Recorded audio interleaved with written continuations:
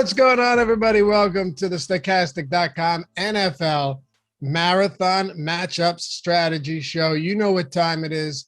Stretch, get your provisions, your MREs, whatever it may take, a gallon of water to get you through this one. Matter of fact, it might not be too long. We got 10 games. And I will say, I felt like last week, and maybe I'm just saying this because it was a profitable week, because if it wasn't, I might be saying something different. I felt like it was more straightforward than this one, in the sense of there's a lot of different ways you could go. Last week, there were a lot of games where you just go, there's no way this shoots out. Right. This week, I'm looking at him. I'm going, fuck, Jacksonville, Vegas could, Arizona, Seattle might, but it could be like that game from a few weeks ago where it was like 19-9. There's a lot of those games. We're going to dive into all of them. I'm Dave Loughran at Lafayette_D, LOUGHY_D on the Twitters. Joined as always by Matt Savoca at Draftaholic. What's good, brother? Hey, man. Look, I'm with you guys today. I'm double fisting, got more caffeine, got the water. I'm ready to go. I have to do that for this show, of course. And remember, as you said, Laffy, let's talk some Latin and Greek roots to start things off. When we decide things, the root side means to literally kill, to knock off. Last week, we were able to kill a lot of these game situations and just gravitate towards the situations we knew had shootout potential. This week, the waters are a little bit more murky, so I'm excited to dig in. Obviously, we'll get the SBE counter going. Happy to have everyone in chat. Let's get rolling.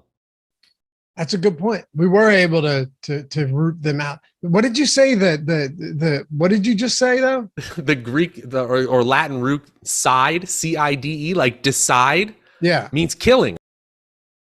Oh, sure. Genocide, homicide. Yeah, or destruction or something like that. Yeah, so when you decide something, it's literally to destroy that as an option for you. You're removing it entirely. Interesting. I knew that because I remember looking up the root meanings of like all of the, like I said, the genocide, homicide, this side, and all that. So it makes sense. Pesticide, even. How about that? Yeah, all right. There. Look at you, man. It's not Greek to me or Latin, but hey, teaching me something here. I like it. We got 10 games to talk about, and I'm very excited to get into them. This one will be a little weirder. Like there might be games that we spend less time on, but not all of these games. Even Miami, Chicago. We'll get into that. Could get interesting.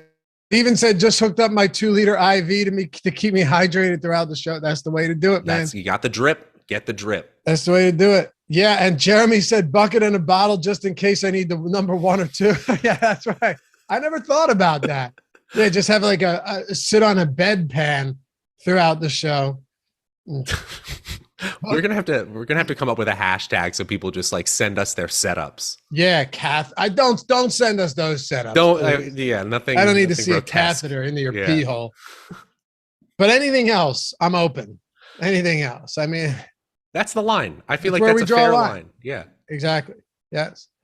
So we got 10 games. We'll kick it off with LAC Chargers at Atlanta. Before we do though, hit that thumbs up. Subscribe to the channel if you haven't done so yet.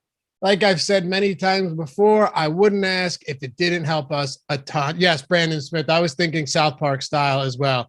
World of Warcraft down there. No doubt about it. But yeah, if you're listening in podcast form, leave a rating or review, preferably a nice one. It helps us a ton. Subscribe to the channel. Tell your friends about Stokastic and help us grow this. We're at 82,000 subs. Appreciate all you in advance for doing so. I know we got the people with us today. It's the matchup show, and these are the ride or dies. So let's talk about Chargers Atlanta. You want to get into a weird game straight out of the gate? Number one, Matt, we have 3 games with 49.5 point totals. That's interesting in and of itself. Second, though, Keenan Allen's not playing. Mike Williams is already officially. Keenan Allen isn't officially out. He's not playing. Just plan on him not playing. If he plays, I agree. There's no way he plays. There's zero chance that he plays. Mike Williams isn't playing. Joshua Palmer is back at practice, so he's good to go. And then on the other side, maybe we get Cordell Patterson back. Maybe AJ Terrell comes back. There's so many moving parts and unknowns from this game. It's going to be crazy. I still think you have to bet on Justin Herbert and the capability of him finally hitting a ceiling game. I know he's been quarterback 10 in terms of average fantasy scoring, and that feels like a disappointment compared to the expectations going in. Quarterback 3 is where we've got him in terms of salary ranking right now. But the ownership for a 50-point total game and a quarterback on the winning or the expected winning team getting under 7% ownership is automatically interesting to me, especially because as we've, this is essentially the word of the day, the waters are murky for this receiving core outside of Austin Eckler, but there's still so much ceiling potential. Joshua Palmer, his last 2 healthy games, 18 targets, and he's at a point where even Austin Eckler, part-time fantasy analyst Austin Eckler, saying he's picking up Joshua Palmer because he thinks his usage is going to be stronger in the Chargers passing game going forward. You've got DeAndre Carter, who at a very reasonable 4,300, you could certainly play him. We have his projection ahead of salary-based expectations. And even at tight end 4 in salary ranking, I can say the same thing about Gerald Everett. Atlanta's defense, a bottom 5 defense against the pass, not really strong against the run either. I think I got to take my shots on the Chargers. Austin Eckler, of course, is going to be in 1 out of every 5 lineups. He'll be popular for obvious reasons. I'm with you. I mean, listen, I absolutely think you still have to get there. No doubt about it.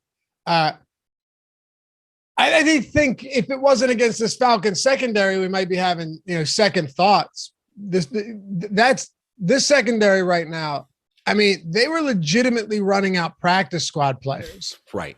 It looks like Terrell probably doesn't play. Either wasn't in practice yesterday. I mean, he still has a couple of days, but we'll see. It's tough, and it's still not out of the question that Cordarrelle Patterson plays. You're talking about Patterson facing a Chargers run defense that is literally dead last in yards per attempt allowed this season. They've been carved up on the ground, 5.7 yards per attempt. This is a bad run defense. And it's funny because they had made improvements or, theoretical improvements. Yeah. In the offseason to improve this run defense, which was also dismal last year. They haven't gotten any better in that respect. One might argue that they've actually been worse. So if Patterson plays, that's really interesting to me. I think he should be a mid 6K player in this spot, assuming that we find, he's not limited at all and he's good to go, which he's been showing Instagram posts of him running at full speed and stuff for a while now. I think it's entirely possible that he's out there. It's just this. I guess the reason this game is so interesting is because when have you ever seen a game with like a 50-point total that is so easy to stack because basically nobody's that expensive outside of Austin Eckler? Right. And even Austin Eckler is someone clearly worth trying to fit in. We see in chat right now. By the way, chat is on fire as usual. Seeing some first timers in the live chat. That's awesome. But ultimately, I'm fine with this salary in Austin Eckler this week. 8,800 RB1. That's a low end RB1 salary is what I'm saying. And like you said, Cordarrelle Patterson was excellent on the field. And in Football Outsiders rush DVOA, a metric I trust a little bit more than yards per carry, which tends to fluctuate a little bit more week to week. They're bottom 10 in the NFL, the Chargers are. Actually, that is my only concern about this game going under its implied total. A lot of rushing attempts. Both rushing attempts go well for both teams. Big time. And that's a possibility. But I also think, especially if you're playing 5 to 20 lineups and not just one, and you're looking for alternative game scripts, Mariota going off in the rushing game and Herbert going off in the passing game are absolutely ways this goes. Enough so that I can probably fade Eckler in large field tournaments and feel like I have paths to victory anyway. Yeah, I think you could. I really like Eckler this week, only because it's so easy to play him. There's so many good cheap running or receivers this week. You could go to some discounted wide receivers this week, quarterbacks this week. Tight end is always a weird position, but Gerald Everett's a little pricey, but he's going to be a phenomenal play with Keenan Allen. Basically, they're already saying Keenan Allen's not playing. That's why I'm not just speculating on this. They're saying he's not playing. I just don't think they've officially ruled him out yet. He said his hamstring actually got worse over the break. And he added one thing too. He said, when I come back, it's not going to be limited. I'm going to be 100%. Right. And he just told us he's not 100% yesterday. What are the chances he gets to 100% by Sunday? He's not playing. Yeah, he's not playing. But man, Mariota hates to throw the rock. Well, they don't want Mariota to throw the football. Even last game, they dropped 37 points, and he only threw 28 times. He hasn't thrown more than 30 times since week 1. Since week 2, I would guess that they have the lowest passing volume in the league, probably even less passing attempts than Justin Fields. And if not less, it's definitely close. I have their full season numbers, and yeah, they're close. They're 31st in team pass plays per game. If you look at the full season, he's actually 6th in QBR, 13th in player profilers, true passer rating, 7th in carries per game, 5th in red zone carries per game, and 2nd in total rushing TDs among quarterbacks. These are the Konami code features of a quarterback that make them playable even when they don't throw that often. They're efficient when they do throw, 7th in yards per attempt, and they rush very often. I'm not saying Mariota is a great quarterback all of a sudden, but if this game has 2 inefficient rushing defenses, there's a possibility for a ceiling performance there, and there's a possibility he doesn't take anyone else there with him. I guess you could do Pitts or London, but I'm happy that Pitts had the breakout game. These are both still really thin plays in the Atlanta side. I agree. That's why I would love for Patterson to be active and at full go. Yeah. I think he could crush. But hey, Eckler, Palmer, we still have Keenan Allen in the projections. That'll change. DeAndre Carter, Gerald Everett. Take your pick here, and you're not paying for him. Carter's cheap, Everett sub 5K, Palmer's 5,100. Yeah, it's a great spot. And on the other side, like you said, for me, it's the run game that I'd prefer to target the most. Obviously, if you're running it back, it's going to be Pitts or London. There's your only 2 options. You don't want to run back with only like an Olamide Zaccheaus. It's not a good idea when you're running it back with a guy projected for 6 fantasy points. I want to push back a little bit, because this is an area where I've tried to expand my horizons as a DFS player in large field tournaments. I don't like Olamide Zaccheaus, who's had 4 targets, 4 targets, 4 targets, and 1 target in his last 4 games.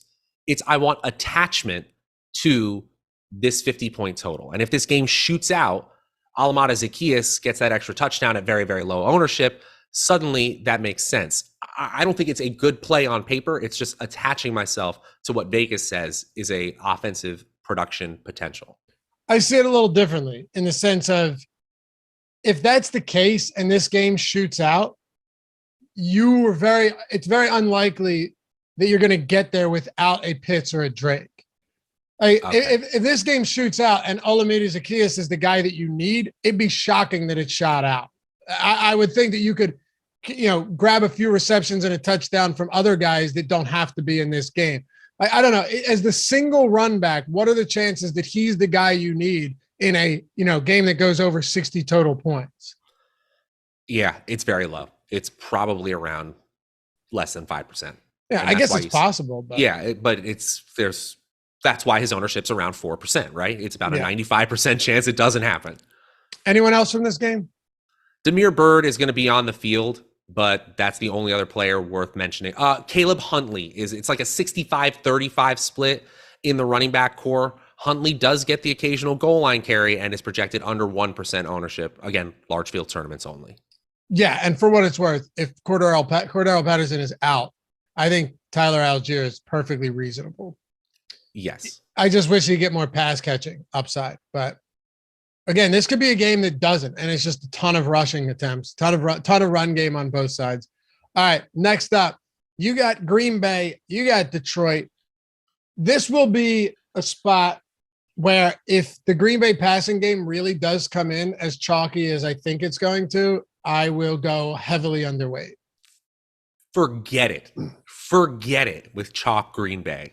Come on, guys. This is galaxy braining. This is almost a situation. Hard on Aaron Jones and A.J. Dillon.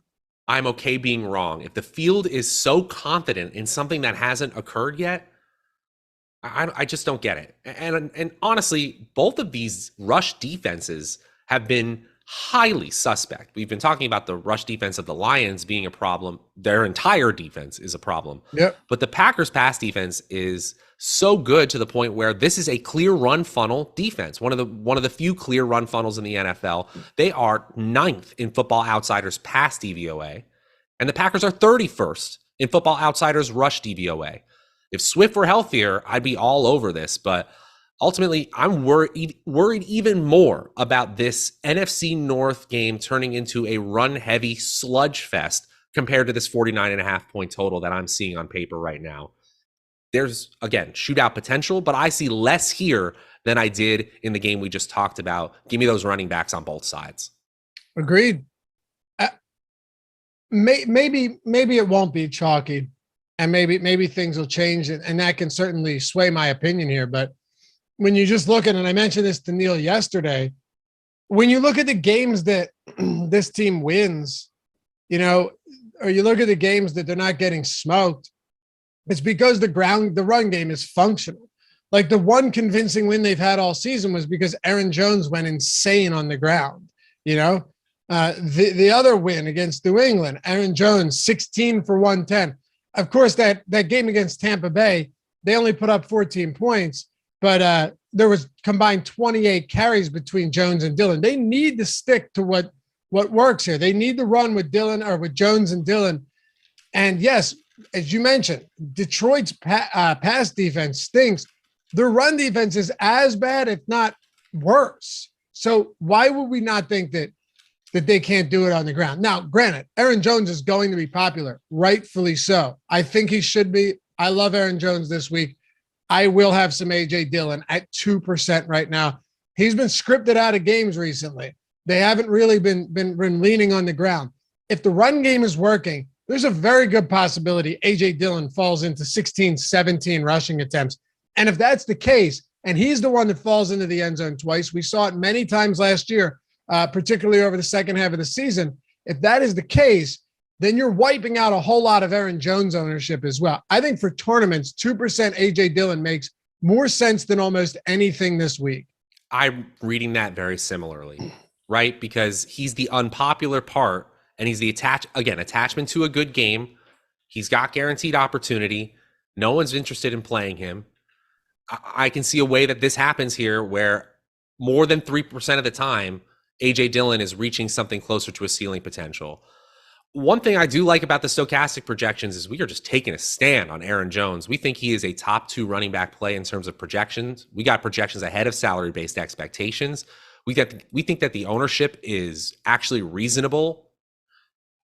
I get why you're fading him in large field tournaments, Laffy. Don't get me wrong.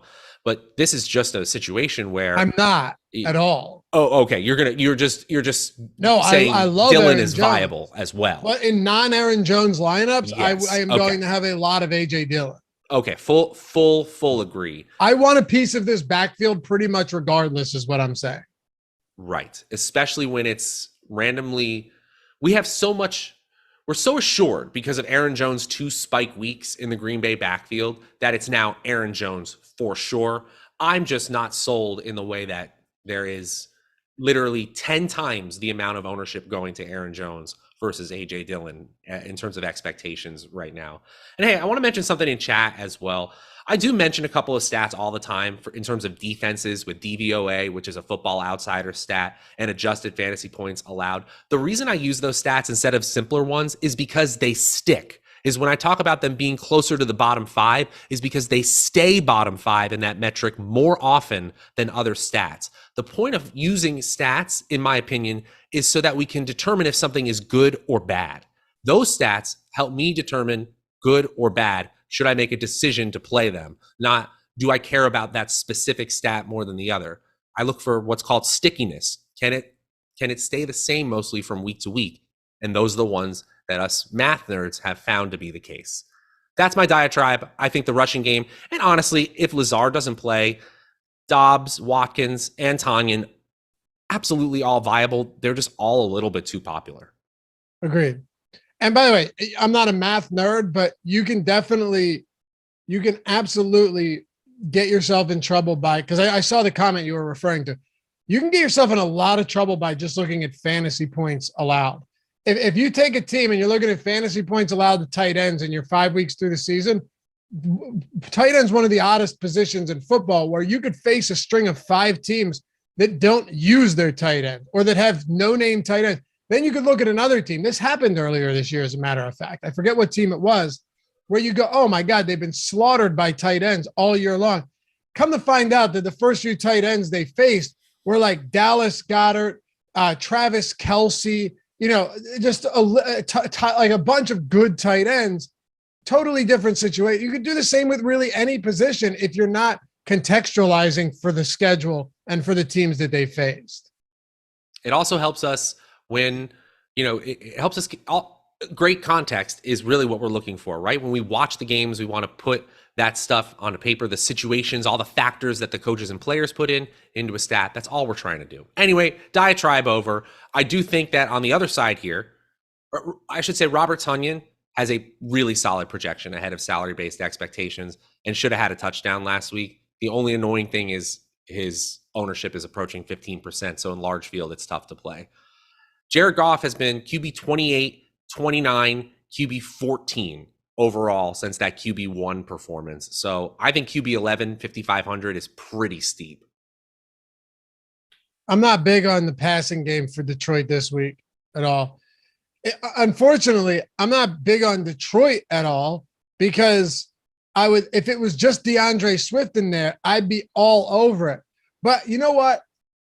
Maybe I will have a little bit of DeAndre Swift here at 3%. He comes back after a decent, relatively long hiatus, and obviously gets worked back into it a little slowly. Of course, Dan Campbell also loves Jamal Williams, so there's that. And Williams is always going to be involved, but Swift might get more opportunities in this game. It wouldn't shock me. And if that's the case, fine. But still, that's a large field tournament play because there's other running backs at that price. Yeah, I'm on Russ St. Brown. Sure, I guess. But this is a very difficult matchup for him. I mean, it's a very, very difficult matchup for Amon-Ra St. Brown. They don't have TJ Hawkinson. So you're talking about basically St. Brown. You're talking about Josh Reynolds this week. It could get ugly trying to move the ball through the air if you're them. And unless it's like Brock Wright, this could be, and he's not even practicing with a concussion. This could get really ugly given the passing options they have. I wouldn't be shocked if they use Swift a whole lot more in the passing game this week to try and mitigate that. I'm worried Swift is going to get like 8 touches. That's what I'm saying. That's why he's 3. That's why he's on a, because if he was the lead back here, he'd be chalky as shit. He would be. And Jamal Williams, man, especially if Swift can't go at all, Jamal Williams has to be on your radar. His ownership will increase over the 4.3% that we have him right now. I also think Amon-Ra St. Brown should be in your player pool. He's got a projection ahead of salary-based expectations. His ownership is okay in the top 10, but not in the top 5. And yes, he's going to see Jair Alexander. Yes, this team is top 10 against the pass. But I also think with Hawkinson gone, with only Josh Reynolds, Khalif Raymond, Brock Wright, as you mentioned, to compete with, I think you actually see a bump in target share rest of season. Does that immediately pay off against the Packers this week? I can't say for sure, but I don't think 6,600 is too steep to try to see if that happens this week for sure. All right. Hey, Seattle, Arizona. Okay. The last time these two teams faced each other, it wasn't exactly the shootout that many of us had anticipated. Matter of fact, that game finished, what was it, 19-9? Yeah, 19-9. Just completely, at no point was the over in that game a threat, even a little bit. But here we go. Seattle looks, you have to credit Pete Carroll and this team, their defense. And they even lost Jamal Adams this year after the first game of the season, during the first game of the season, like should be their defensive anchor in the secondary. Right. They look better for sure. I'm not saying that this is this is not the Legion of Boom. Don't get me wrong, but I'm hesitant now to say that this is that same Seattle secondary, the same Seattle defense that we just loved targeting so heavily earlier in the year. They still think they're exploitable, right? I still think there's chinks in the armor, but I'd say probably middle of I'd say probably league average at this point. That's right. And sorry, Adam, AATOM, I'm talking about in chat. I got to bring it up one more time because yards per carry and yards per pass attempt in this case, very simple metrics. They're lagging behind. They're bottom 10 in those metrics, but DVOA, say what you want about it and how complicated it is, has the Seahawks back up to league average, actually slightly ahead of league average against the run, which matches what I saw in the eye test against the Giants last week. This team looks like an average to above average defense right now.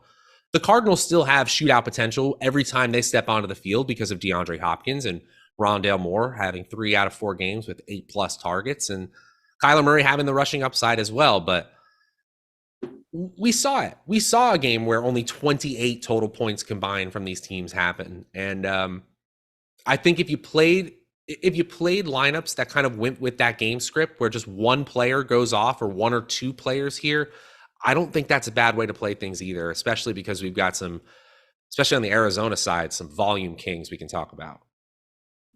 Well, when it comes to Metcalf and Lockett and Ken Walker, how do you want to attack this team? Walker is just good, man. In expected fantasy points, he's not up there with the greats he had over the last 6 weeks. But if you look at the last 3 weeks, he's looking like a top player. His elusiveness ratings are fantastic. His breakaway run ratings are in the top 10. His ownership's creeping up to that 17, 18%, but we still have his projection well ahead of salary-based expectations. Lockett, we have a little bit ahead of Metcalf, but both of them, 6,100 versus 6,400. This is a game where I kind of want 1 or 2 pieces, but not a whole game stack. So all of these skinny stacks seem really interesting to me. You could do 2 Seattle or 1 Seattle, Arizona, and I think you've got a lot of options. Sure. And just give me DeAndre Hopkins until he's priced appropriately. Yes, sir. He's still underpriced given the volume. You know, through the first 2 weeks, the guy has like a 40% target share. It's insane. And he deserves it too. He's by far the best player on the field on that offense. He has 27 targets and 22 receptions through the first 2 weeks. Through the first 2 weeks, well, that he's played, of course. 2 big games. Amazing one-handed touchdown grab over the defender. The ball over the defender. It's like his field of vision was clouded, and he still was blocked, and he still made the catch. I'm just a huge Hopkins fan at this price. And yes, like we said, Seattle's defense has been better, no doubt. But you're talking about a guy that I don't really see why he wouldn't see continued volume in this offense going forward. 100%. Now, I hate to be this guy he's on pace for after 2 games, but this is what 2,000-yard receivers look like in terms of usage week after week after week. This is what Cooper Kupp looks like in usage in the middle of last season. Well, we never had a 2,000-yard receiver. We've never had. Well, also we've got the 17-game season. It's a little bit different now. Oh, I know. Yeah. But ultimately, we're not going to play the pace game. We're going to just talk about how 13.5 targets as an average is ridiculous. We may not see that all season long, but you ride that right now. He's number 1 in target share and air yard share on that 2-game sample. And as I mentioned, Rondale Moore, who looks elusive after the catch, seems to be finding a role in this offense as the defense gravitates towards Hopkins.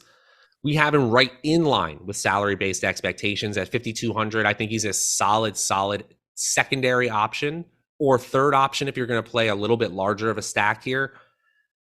This running game, I'm actually worried that Connor plays and it's an RBBC and no one is worth playing. That is my concern as well. Well, Darrell Williams is out. We know that. He's on the IR. But if Connor doesn't play, this could be 100% Eno Benjamin again. In that case, I would still have some interest. He hasn't been all that. He had a nice game against New Orleans, actually. If Connor's out, I think Benjamin at sub 6K is perfectly fine.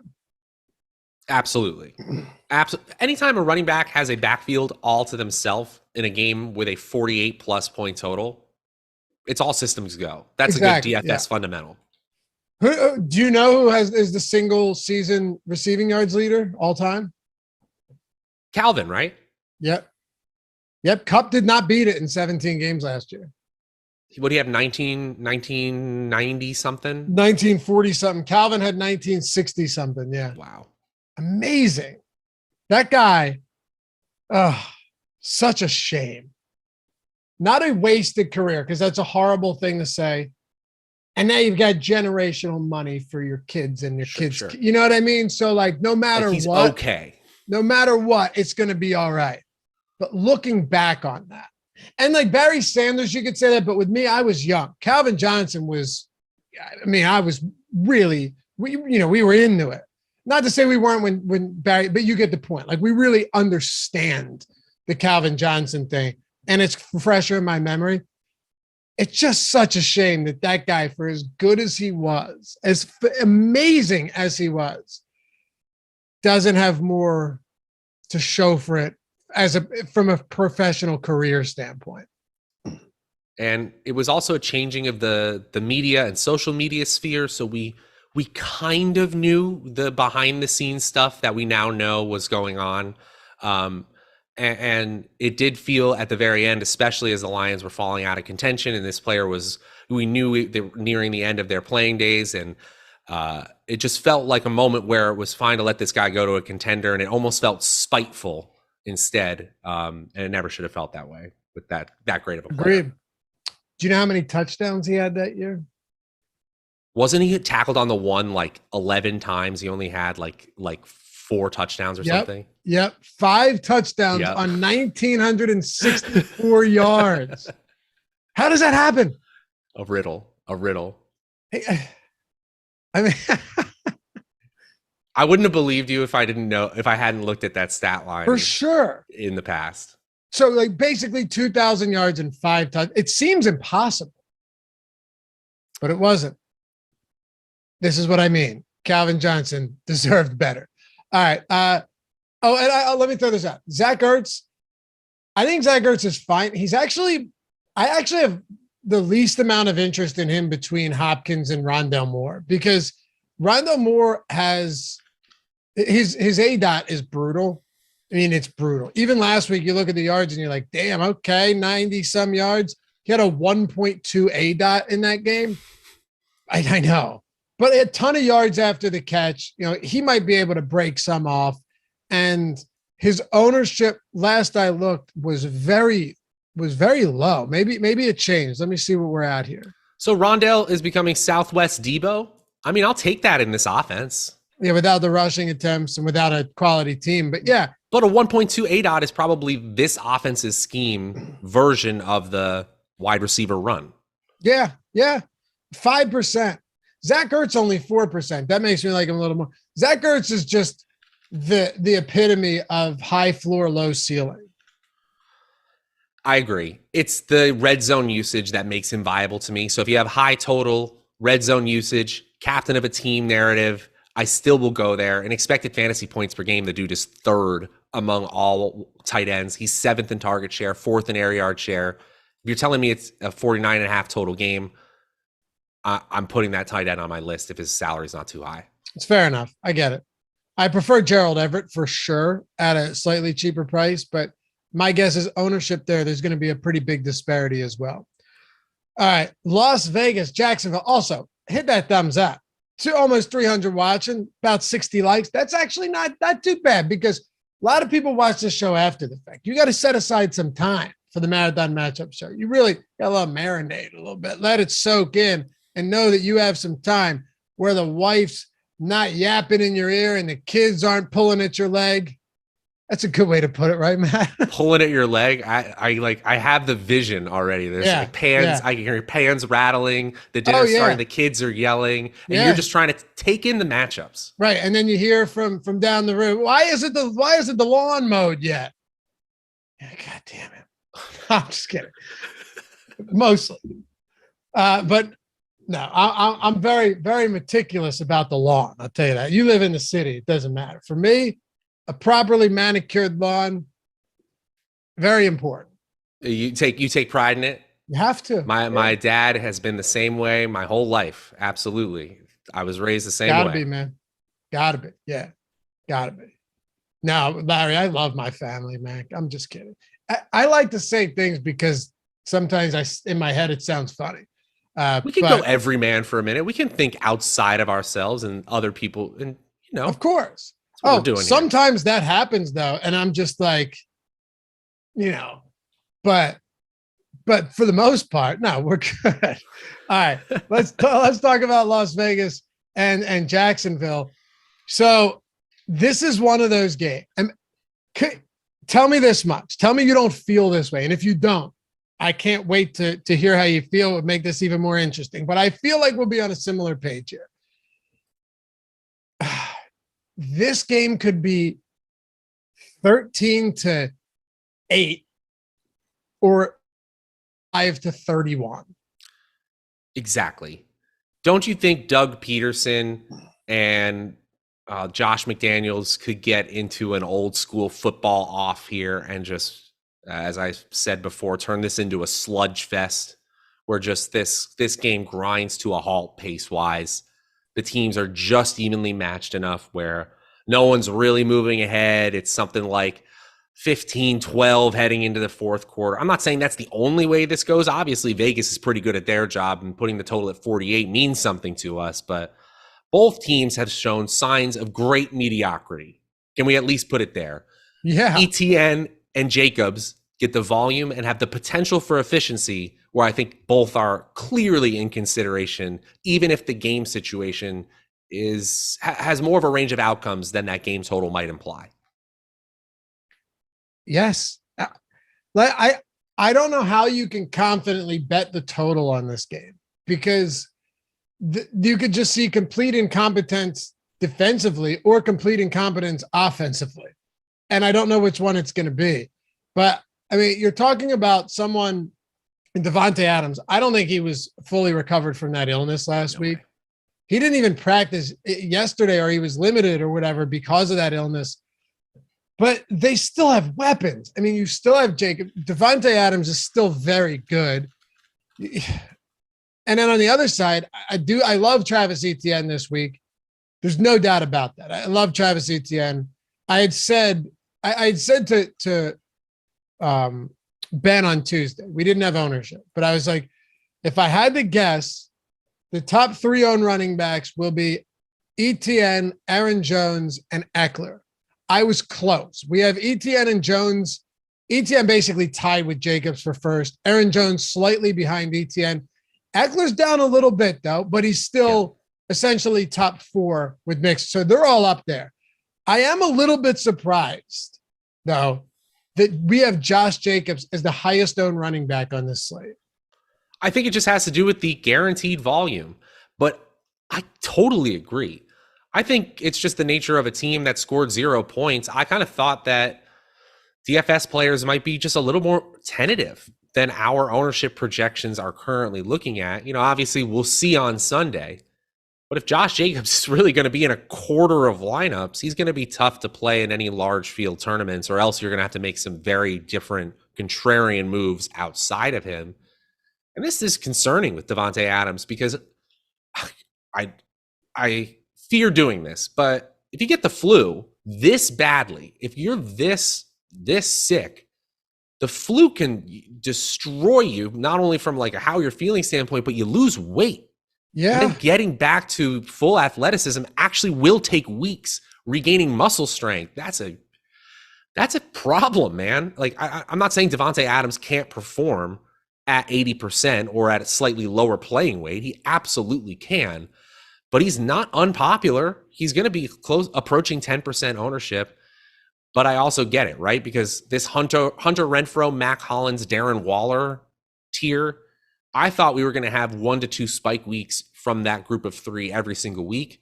Now it feels like I'm throwing darts. Like, I really don't know. And Waller is expensive for a tight end. He's 4,900, the 3rd highest salary tight end. He's not even healthy. You're right. And you're right about just being wiped out. I've never had the flu, but I've had plenty of colds and sinus infections where I'm just, the other week when I had that, I was like, all right, I'm going to try and work out. This was like as it's starting to get better, but definitely not improved.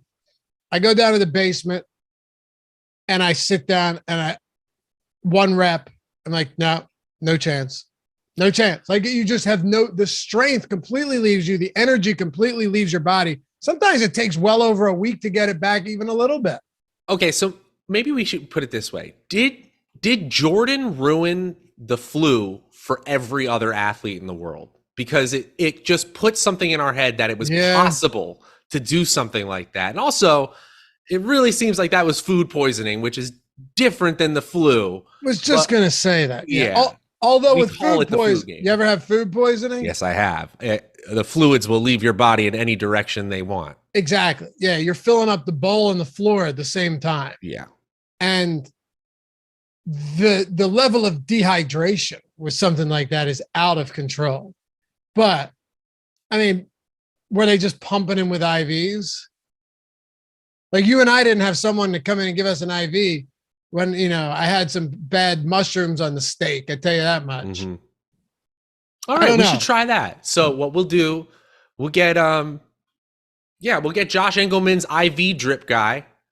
And then we'll experiment. That's a 10 million view video right there. That's a good idea. Channel. I like that. And no, Benny, I never have had the flu. I would tell you the truth. No flu shot. The flu shot's just guessing anyway. I say, no thanks. I'll stick it out, and then I'll get sick and be like, should have got the flu shot.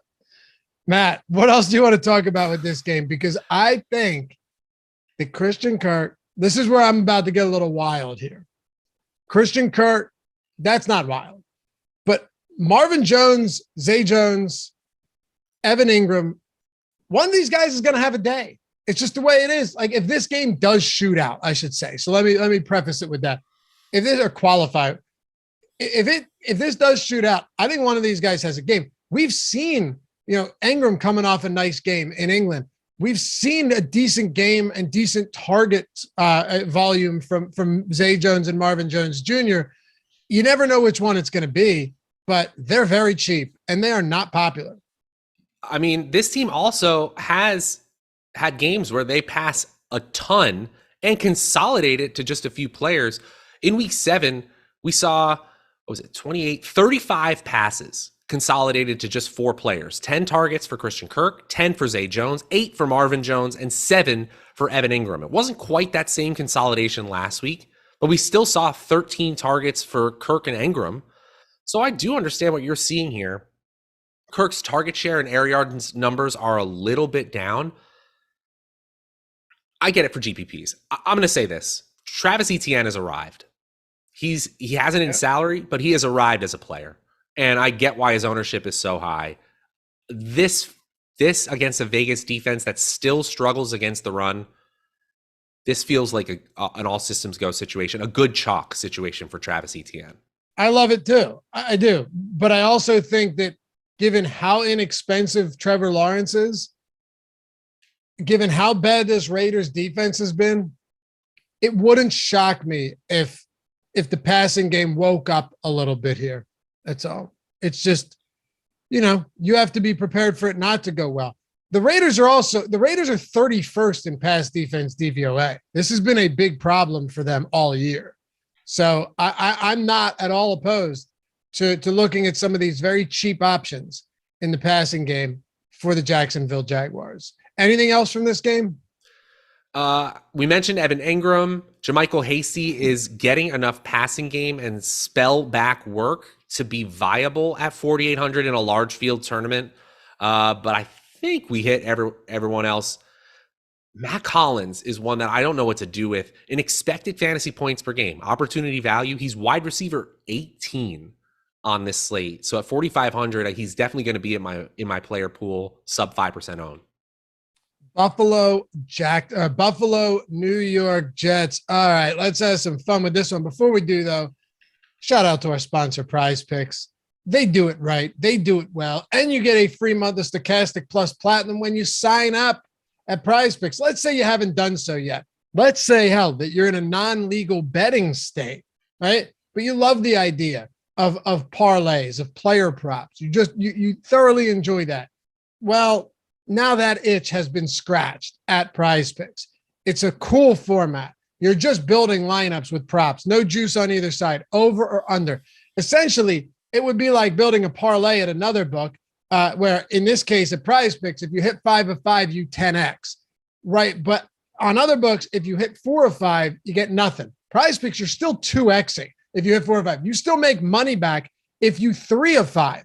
That's huge in terms of sustaining your bankroll, in terms of making money over there. you get a free month of Stokastic Plus Platinum. It's $120 value. All of the tools on our site you get when you use the link in the description or the one that Tyler can throw in chat to get you that free month when you sign up and deposit for the first time. And on top of that, Matt, how about this? Up to $100 first match deposit bonus. And you're actually playing on a site that's good, that's nice, that continues to improve and innovate, and not just some shitty site that's like, hey, we'll give you stuff to come over there. It's awesome. Awesome over there. They have first half bets, NFL, NBA, MLB. They have sports I have trouble remembering. I'm looking on the site right now. You can bet on the NASCAR truck series. It's insane. Yeah. You can mix you can mix anything up if you want to. Like if you wanted to put NFL and NBA and college football in the same lineup, you can do that. So very cool. Check it out. Prize Picks. You got to use that link if you want your free month. Don't email us or DM me being like, where's my free month? And then say, I didn't use the link. Now you got to use the link. It's in chat. It's in the description. Sign up if you haven't done so yet. And a very cool site as well to check out. All right, let's go with the Buffalo Bills, the New York Jets, big favorites here. You're talking about a 12.5 point spread. You know, I went on kind of a long, gave a long dissertation on that yesterday, Matt, on why this Buffalo team as a big favorite generally doesn't benefit the running backs, whereas in other teams we've seen it benefit the running backs.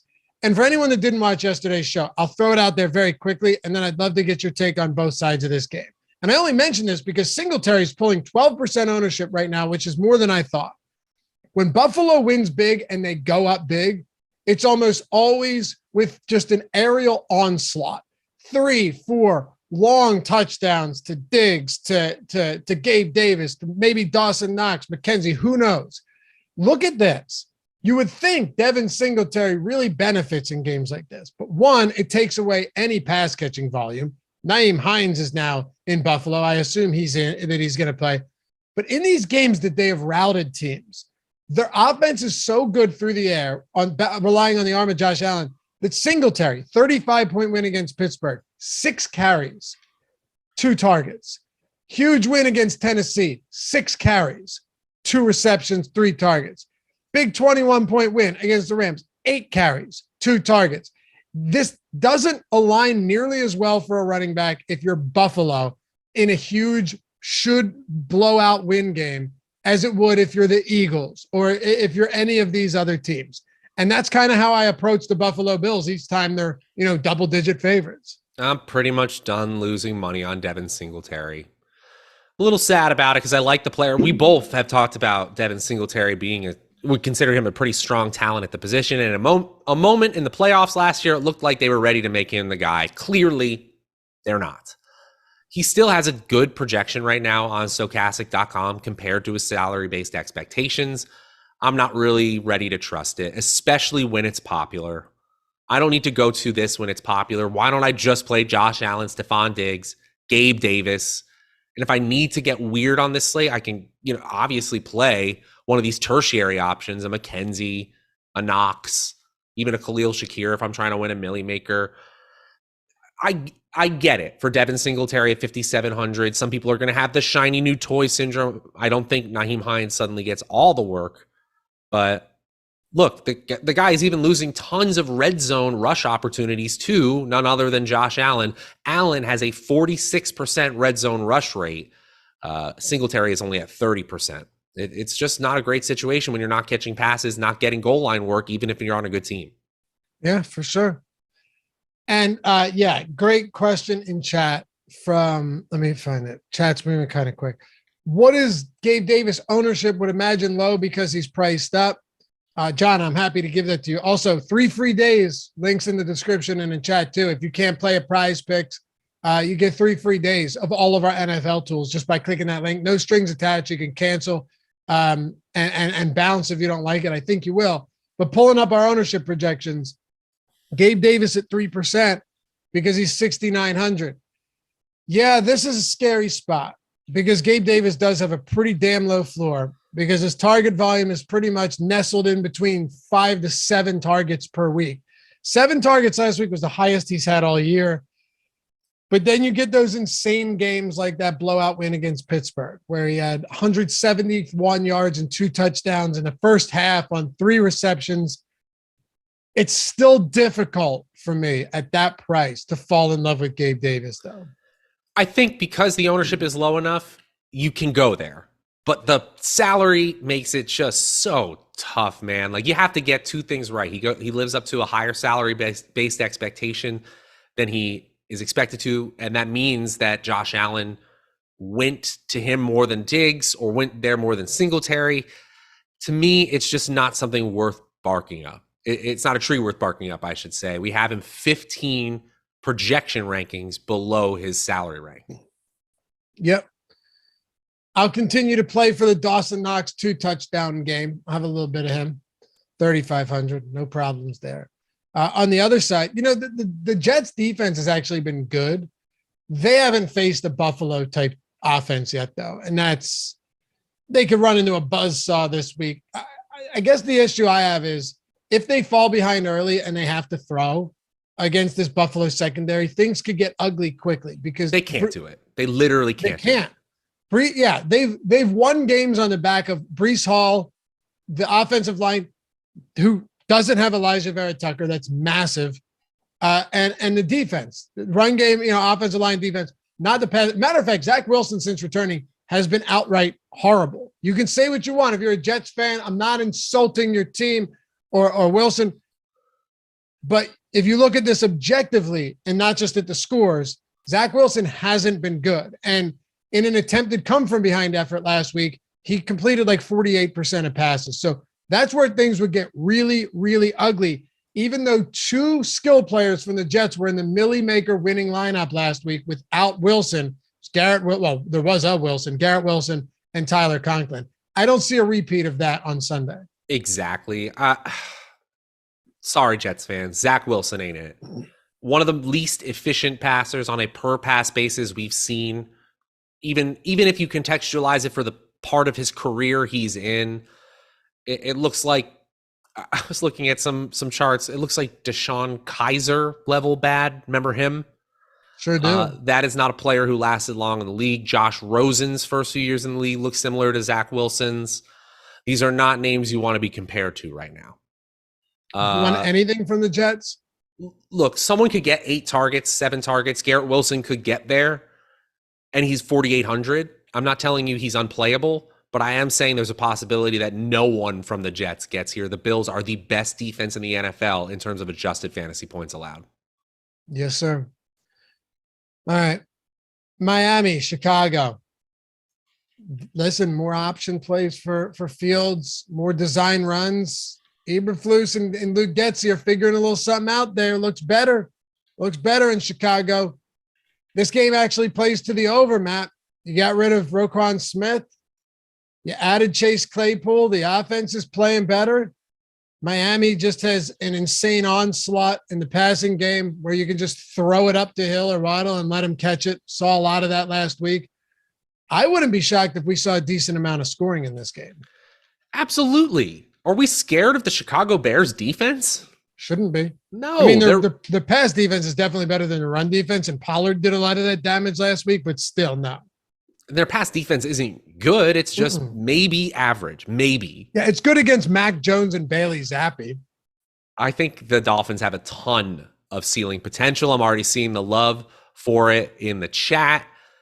Tyreek's having a season for the ages so far. Jalen Waddle is not having a sophomore slump. The only issue, of course, is salary. $7,400 for Waddle, $8,500 for Hill. Even Tua's up there at QB4 in terms of salary, $6,700 on DraftKings. All of them, absolutely all of them in the you can play them range on the top stacks tool. They're looking just fine in their rating metric. It's not that high, but I think that's because of salary, right? It's because of how often do they fit. They actually are the 5th highest probability top stack. So don't just look at that rating metric on the top stacks tool. In terms of pure probability of hitting, this team has as good a chance as any. Tyreek Hill has 4 games with 160 plus receiving yards. I bet no one else has more than 1. AJ Brown? Maybe AJ Brown. Oh God, that guy looks insane. Yeah, you were all over that in the preseason. AJ Brown has 2 with 155 plus, so I was close. He fails. Yeah. Dude, I know. Jalen Hurts, though, dropping just dimes in there, too.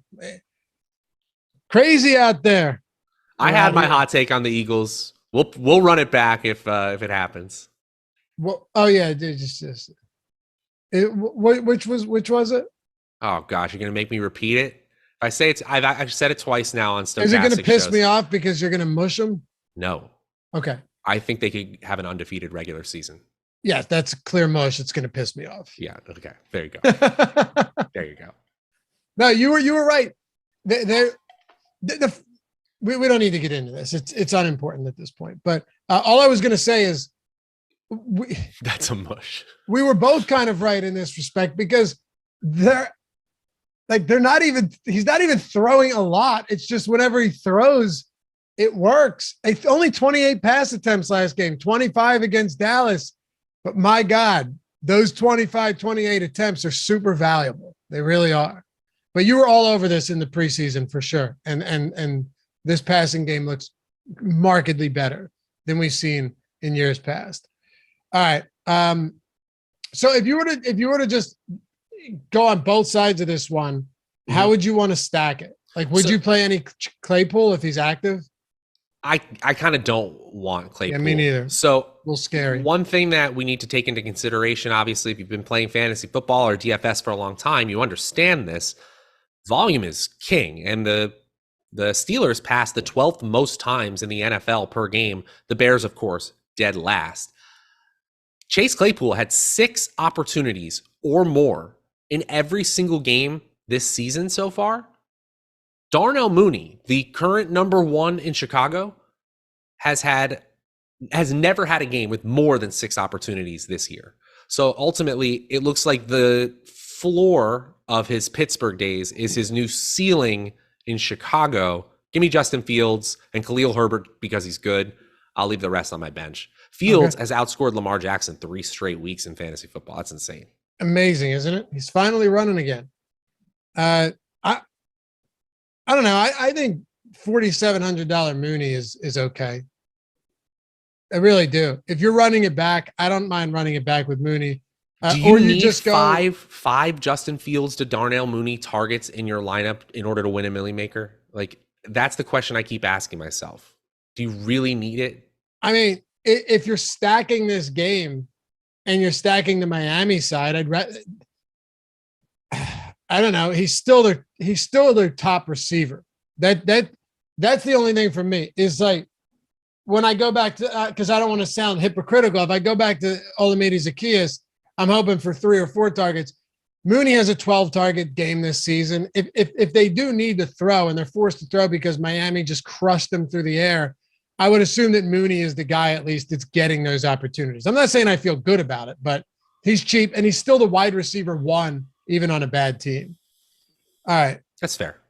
Talk to me about Minnesota and Washington here. 2 teams that haven't really had any super convincing wins this season. Obviously, Minnesota's the better team. They're 3.5-point favorites on the road. But I kind of want to go. I think I'm going to have some Minnesota stacks running it back with McLaurin. McLaurin has a 25% target share since Taylor Heineke took over. Yeah, the Minnesota Dangerfields, they don't get no respect because should they? I kind of feel the way the public feels, which is they're 6-1. They still need to show us a little bit more. If you look at these wins, they're mostly games that they should have won, and they didn't do it all that convincingly. No, now we know what we know about the Packers. 23-7 looks like a good outcome in week 1, not phenomenal. They get trounced by the Eagles in week 2.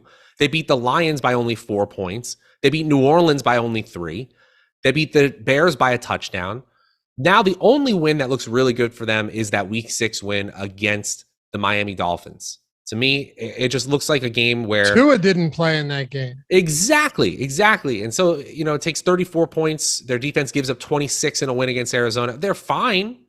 They're middle of the road. I think they're average on defense and on offense with 2 spectacular playmakers in the passing game and an awesome running back as well. Consolidated offenses are always our friend. And then the Commanders' pass defense is 28th in the NFL. I'd much rather prefer getting up to Justin Jefferson or playing Thielen because Washington is a pass funnel defense, much easier to pass than run against them. But ultimately, I don't even think I necessarily need Kirk in the equation. We have him at quarterback 11 while his salary ranking is quarterback 6 on DraftKings. I get it. Yeah, maybe this is a game I'm not stacking, but I have some pieces. I don't know. I do like Terry McLaurin this week. I think this is a good spot for him. I have very little confidence that this Minnesota secondary is going to be able to just contain them all game. I'm not saying they give up 30, right? But Terry McLaurin, nice little target share with Heineke under center. Heineke's fine. We've seen McLaurin with bad quarterbacks plenty of times. We've seen him with Terry McLaurin or with Taylor Heineke. All I care about is that if he's getting enough volume, if he's getting enough opportunities, 8 targets in back-to-back games, 2 strong games, nothing insane, but his price is coming down. Terry would be the one guy on this side. I don't want to touch the run game. Of course, J.D. McKissick is questionable. Pay attention to that just as a passing game aspect, but it's not going to be Brian Robinson. It'll be Antonio Gibson to get that work. Anyway, they cancel each other out. It's a McLaurin game for me. The only thing I will say is in 3 of the last 4 games, we've had Curtis Samuel actually out-touch Terry McLaurin, but that's because of the rushing upside he has sometimes. Last week was the first time where McLaurin in overall opportunities outpaced Samuel 9-8. Yeah. After that, it's a no. I don't think Samuel's a crazy play either, but I think Samuel at that price is fine as well. Terry McLaurin with that big play upside, it intrigues me. You got anything else for Washington?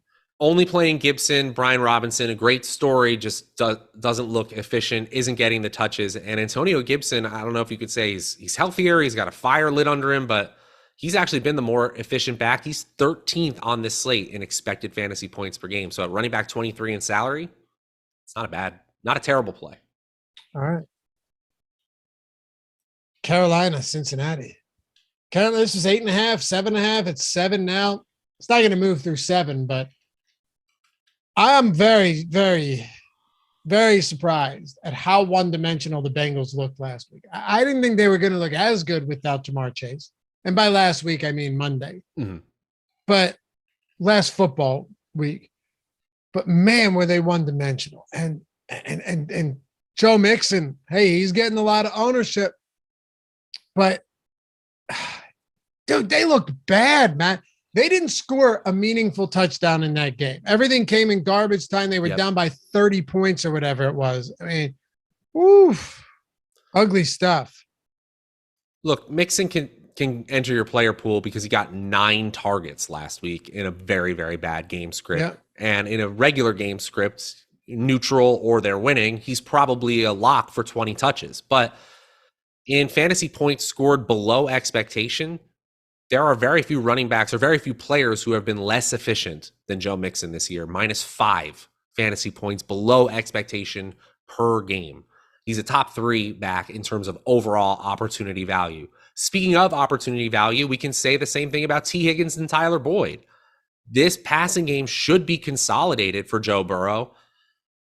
And the salaries aren't that bad. Honestly, we have them both ahead of salary-based expectations. I think this is a bounce back spot. I'm nervous because of last week. I have more doubts. I have a yellow flag raised. If Jamar Chase is really that important to this team, maybe this offense takes a hit. But a get-right game could absolutely happen here against a Carolina defense who doesn't scare us at all. Sure. My only thing is that Mixon's ownership is of a player who has been playing well all season long. And that makes no sense. He's not expensive. He's not really expensive, but he's getting 20% ownership. Like that's up there. That's up there. It's up there with players like ETN who just had, 125 yards on the ground, or Eckler, who's in the highest total game on the slate and with a bunch of his other pass catchers banged up. Like this is tough to bet on. This is betting against Carolina being at all viable as a team. Right. Pretty much. Carolina has a pretty good defense, though. Say what you will. Worse against the pass than the run, too. Yeah. I don't know. I'm not sure where I'm at on Cincinnati. Like, is Higgins still getting a lot of ownership? He was. Yeah, I think he is. I don't think so. He was in our first 10, 11%. Yeah. Not crazy. I think Hayden Hurst is fine. It's 3,600. No issues with that. Weird team right now. What about Carolina? Let's say Chuba Hubbard remains out. Do you want to go back to Donta Foreman? Yeah, sorry. Yeah, absolutely want to go back to him then. Yeah, I think you have to. 20, 25 opportunity upside. I'm pumped to play Donta Foreman in that scenario. Cincinnati's rush defense is very average, very, very average. Chuba Hubbard in the mix means I probably am out on both because the ceiling potential of both players are basically diminished to zero, in which case this team becomes very, very easy. Do I fit DJ Moore in at 5,800 or not? Honestly, he looks like one of the best values on the slate, and at sub 10% ownership, he may be one of my favorite individual plays on the slate, regardless of the game scenario around him. I mentioned this last week, that coach speak is largely bullshit, where Wilkes goes, yeah, even with Chuba Hubbard out, we want to run two backs. Yeah, okay. Yeah. Let's see how much Blackshear gets in there. No surprise to anybody that he ended up having 2 carries for 1 yard, and Foreman got 26. We know what Foreman's workload is going to look like. Mm-hmm. No doubt. And plus, Foreman's actually not a terrible pass catcher. He's not going to get a lot of opportunities, but if they do fall behind, I wouldn't be shocked to see him get a handful of targets. If Chuba Hubbard's in there, now that the price tag has come up on Foreman, I would fade this backfield altogether. We had someone in chat mentioning, why is DJ Moore's price point never coming up? It's not true. I mean, it was 4,900, then it was 53, now it's 58. It's up $500. So week over week, you're looking at $400, then $500 increase. Last week he salvaged everything on that one. Wasn't really a Hail, kind of was a Hail Mary. I don't know. It was a sick pass. It was a sick pass for sure. And I'm not saying it doesn't count, because it does count. I'm just pissed because I was underweight on him and it looked real good. That looked real good. He had like 5 for 90 or something before that. And, if you're underweight on DJ Moore there, that's beautiful. And everything looked great. And then he had that 62-yard touchdown. But 5,800, Matt, are you going back to DJ Moore heavily again? I am. As I kind of said before, I think this is kind of especially if Chuba Hubbard is active, this is a very simple Carolina team. DJ Moore or bust. Let's look at it this way. His salary has come up a little bit to the point where in past weeks, about a 14 to 15 point score, you felt pretty good about having DJ Moore in your lineup in a tournament. Now you're looking at 17 to 18, maybe even 20 points where you feel really good about him, or more, obviously, if you're trying to take down a Millie. That's not a huge change in volume. That's not a huge change for me to the point where PJ Walker hopefully has figured things out, and we got a projection way ahead here of his salary-based expectations, enough where I'm surprised to see the ownership this low. Yeah, definitely is low. Big target share. There's no one else in this team. At Moore's ownership this week, I like him a whole lot more, no doubt. Not to say that last week he didn't have a big game, because he did. Panthers defense, also highest owned defense on the slate. I totally understand it. They're 2,300. They're basically minimum salary. But, chalky defenses can get you into some trouble. But I wanted to throw that out there because they are the highest owned right now, projected owned defense on the slate at 2,300. That's interesting. I get it. There's enough, as we said, yellow flags to the point where without Jamar Chase, if they fail again, we're raising that red flag, right? For the Cincinnati team. If they can't get it done on the ground and they can't get it done through the air without Chase, it's in panic mode, especially with other teams in that division getting stronger. 2 games to go. But since this is like basically the Oprah Winfrey show, we're just giving free stuff out all day long. BetMGM. You want to hear the new promo we got going with BetMGM? It's out of control. You sign up at BetMGM, you deposit $10 or more, $10, all it has to be or more. And you're getting 2 free months of Stokastic Plus Platinum. What? Oh, this is on? It's on. Let's go. This is 2 free awesome. months of Stokastic Plus Platinum. If you haven't checked out Stokastic yet, if you haven't checked out BetMGM yet, what a time to do so. And I'm telling you right now, because it's already in the works, you guys know I don't lie to you. This will be down to 1 month very shortly. We just have to work things out. Because 2 months is insane. So I'm not sure how long, but 2 months right now. All you do is click the link. Tyler just put it in chat. If you're watching after the fact, it's in the description. 2 free months of Stokastic Plus Platinum and up to $1,000 risk-free bet over at BetMGM just to sweeten the pot a little bit. Follow those directions, right? It's very simple, but because it's 2 free months, you got to follow the directions. All you do, you create a sportsbook account at MGM, deposit at least $10, make your first paid bet, and then once that bet settles, you'll qualify for the Stokastic Plus 2 months subscription. So after you complete all of the steps, it's very simple. All the steps are right there in that link, right? And then the big banner, the thing at the bottom, the big MGM thing, that's what you click to claim the offer. That's all you do. So after you complete all the steps, you get an email from BetMGM, and they'll give you instructions on how to redeem the 2 free months of Stokastic Plus Platinum. Beautiful, beautiful stuff. 2 free months. Each month, the Stokastic Plus is like $120. This isn't just football. This is all sports, all of our tools. If you want to get the Fantasy Cruncher add-on, you can do that as well. But we have a lineup generator too, for those of you looking to get in on that. So take advantage of it. 2 free months, baby. Links in the description and in the chat. 2 games to go. Rams, Tampa Bay Bucks, 42.5 point total. You'd have thought this game would be amazing before the season started, Matt. And now you look at, you go, Cooper Kupp's got a banged up ankle. Tampa can't move the football. Rams can't protect their quarterback. They can't run the football. They can't throw the football. It's a big mess out there on both of those teams. Oh, how 9 months have changed our opinions of these squads.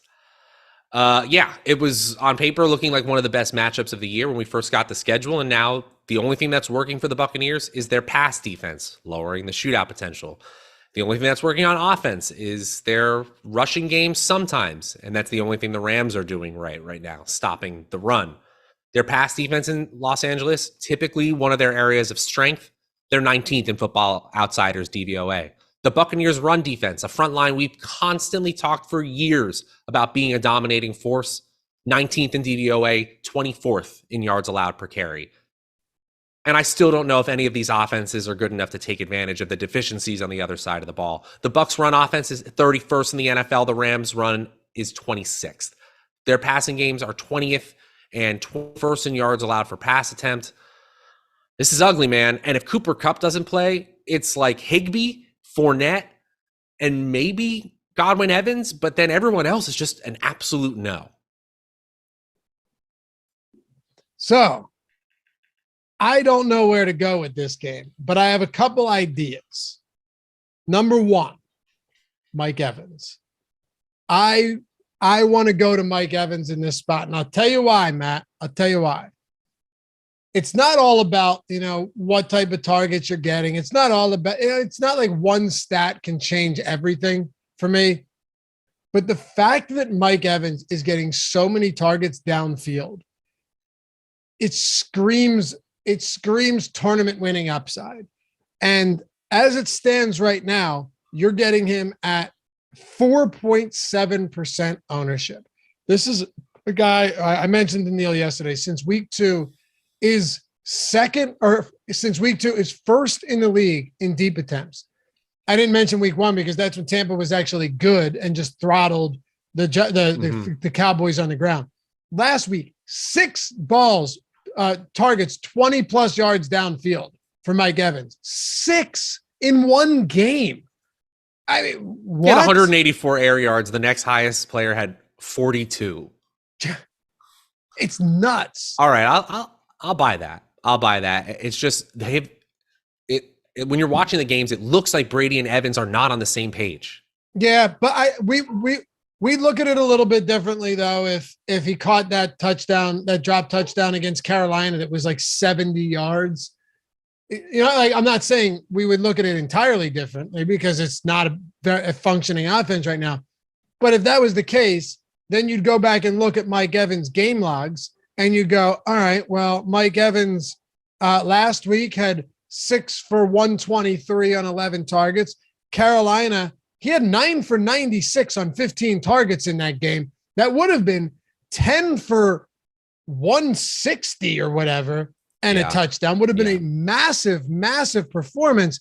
When you're looking at Mike Evans, honestly, these numbers are not that against Kansas City week 4, 8 for 103 and 2 scores. He's had a couple down games. Players do.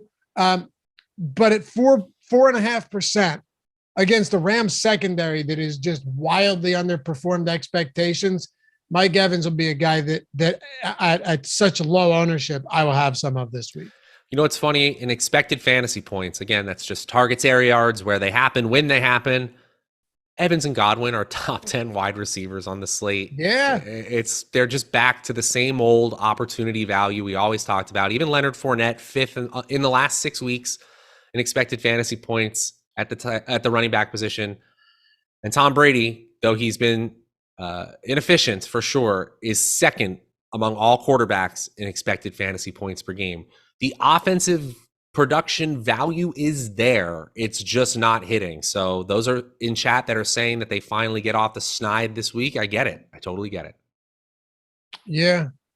Ritz said, sounds like Evans is this week's Kamara and D-Hop for Laffy, and he nailed those. Yeah, once in a while we do. Look, so it's not, this isn't as, I don't have as much conviction as Kamara and Hopkins because those felt like just absolute smash spots, and they were. But with Evans, like Kamara wasn't chalk, but he was 13%. I thought he should have been a lot higher. I forget what Hopkins was, but Evans, if he goes off, you're getting him at 4 or 5%.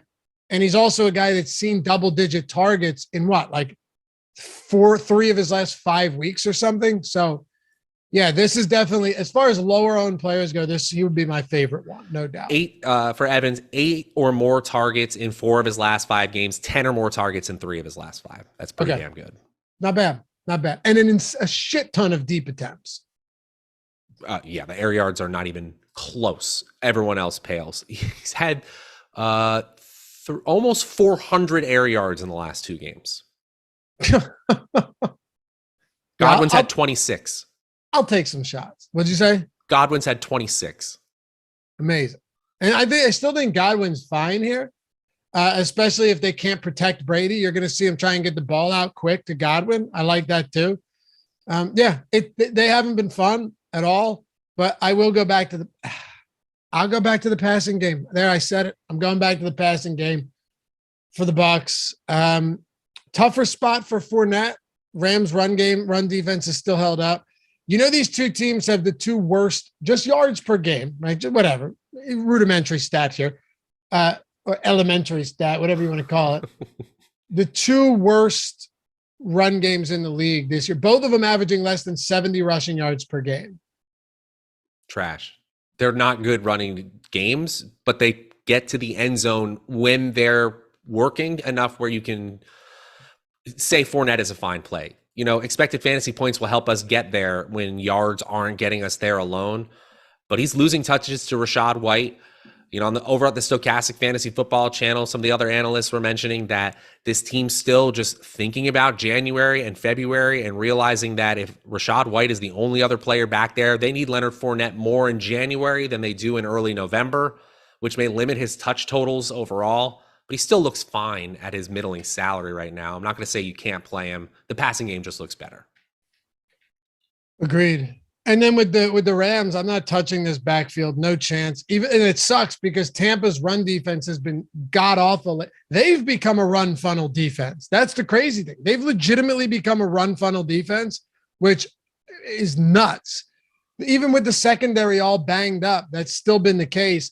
I don't know what Cooper Kupp's status is. What are you doing with the Rams? This is actually really simple. Higbee, if Kupp doesn't play. Well, yeah, sure. Cup, if Cup plays, and you're probably losing money with everyone else. Van Jefferson, maybe in my large field tournament pool. No part of Allen Robinson, no part of the running game. And yeah, you can play Matthew Stafford. I won't.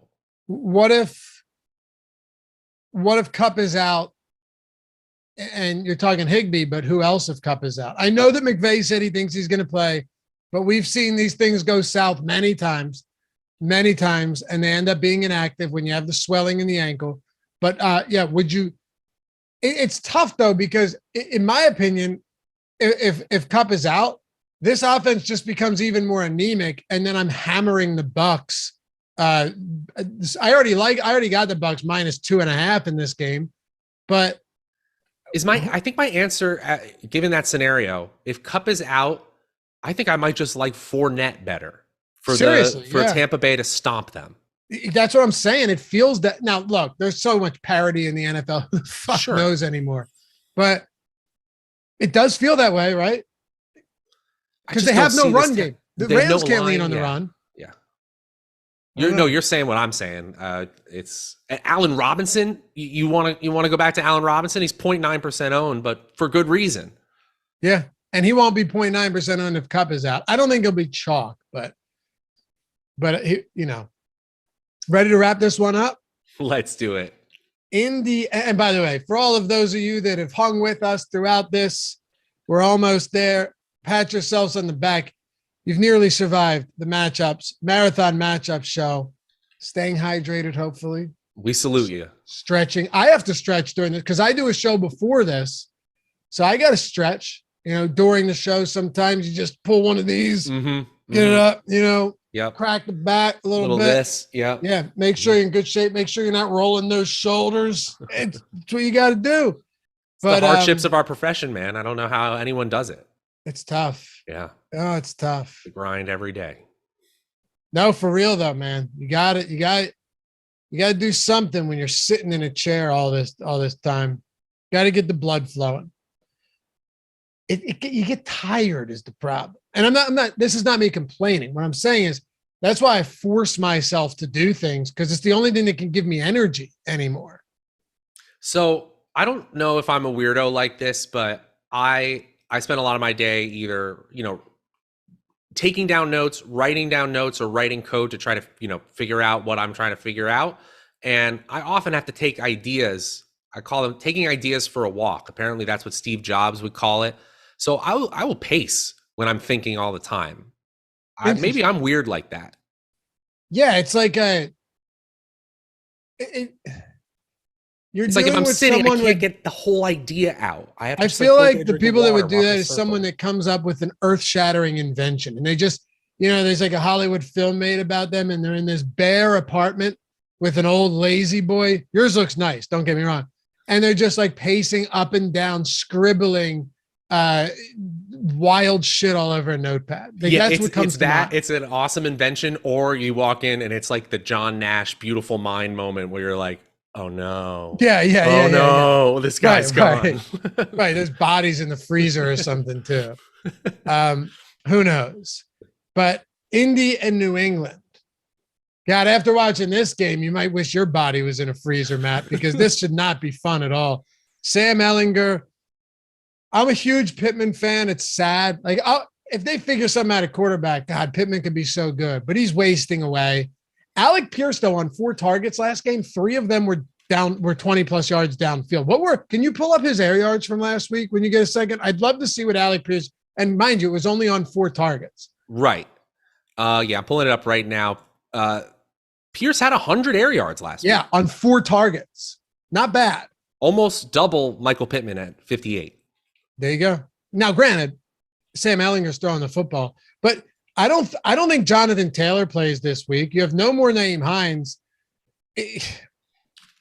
This is probably a game where you might get some really good value out of Deion Jackson. And we're talking about it first. You're hearing it here first before it becomes a thing. Deion Jackson could very much be a chalky running back at 5,200 this week. it almost felt like they were conceding some sort of injury defeat the way they announced I thought the same Jonathan Taylor's injury this week. Like, I thought the same thing. And they got rid of Naeem Hines too. Yeah. Look, Deion Jackson got the rock when he was the only running back on the field. 10 targets in that one game. 5,200. He's going to be mega chalk even in this ugly game if Jonathan Taylor sits, and for good reason. When you only got one viable running back on a team that can't even throw, I'm interested in that running back even if the game script doesn't look that good. And by the way, the Patriots, you think, oh, Bill Belichick, run defense is the name of the game. 28th in yards allowed per carry, 27th in Football Outsiders rush DVOA. They're 31st in yards allowed per pass attempt. They have holes that Sam Ehlinger and the Colts could theoretically find. We just don't have a whole lot of confidence. Jackson is that one play for me. I actually do get, if you're going to get 100 air yards on 5 targets, which means if you get 2 or 3 more, you're talking like 150, like Mike Evans level air yards. You can take a chance on Alec Pierce. I will say that Pittman and Pierce have projections below salary-based expectations. Same with Paris Campbell and the tight ends. A Shark Killer said, Deion Jackson's not a secret, fam. He's in everyone's dummy. I'm not saying he's a secret. I'm saying that right now our ownership has him at 0.1, and any owner, most projections out there aren't going to have Jonathan Taylor out yet. I'm saying that he's going to end up being chalk. That's what I was saying. Like, so if you're what I'm saying is if you're getting him in there now and assuming that you're going to have a low owned Deion Jackson, you're very likely it's not going to be the case. That's what I'm saying. I'm not talking about a sneaky play here on Thursday. I'm saying that I'm planning for him to be the starter. 100%. I might have some pieces of Alec Pierce just because he's so cheap. That's it. Hope we get a deep touchdown or something and they focus more attention on Pittman. That would just be a large GPP flyer.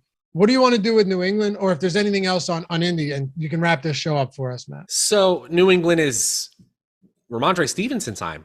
I get that there's a possibility that for so long, the New England Patriots have been a running back by committee, but look, 19 carries, 5 targets, 11 carries, 8 targets, 16 carries, 8 targets. I'm ready to call this guy the dude. He's the guy.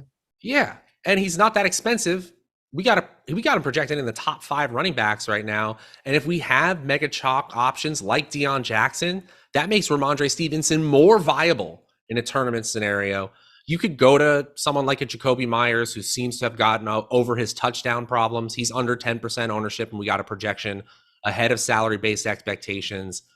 No one else is super intriguing here. I actually like the speed-size combination of Tyquan Thornton, but in the lowest total game of the slate, you don't have to get there unless you're playing a bunch of lineups. Kendrick Bourne also with a wide receiver 58 salary is easy to get above that expectation, but not in a must-play scenario. The only person I want no part of, Damian Harris. This is a guy who falls in the end zone twice, or he does not hitting pay dirt. I guess Hunter Henry makes my player pool as well as I'm looking at it. Well, that'll do it for us. 10 up, 10 down, in and out, one might say, given the usual time for a show like Seriously. This. You can follow Matt at Draftaholic, me at Laffy_D. Shout out to Tyler for producing. And yeah, remember, BetMGM, 2 free months of Stokastic plus Platinum. Link is in the description and chat. Prize Picks, if you haven't signed up there, that's a $100 first match deposit bonus and a free month of Stokastic plus Platinum. Now, remember this too. If you can't use the BetMGM one because it's not in your state, Prize Picks probably is in your state, given that it's a solid alternative to betting.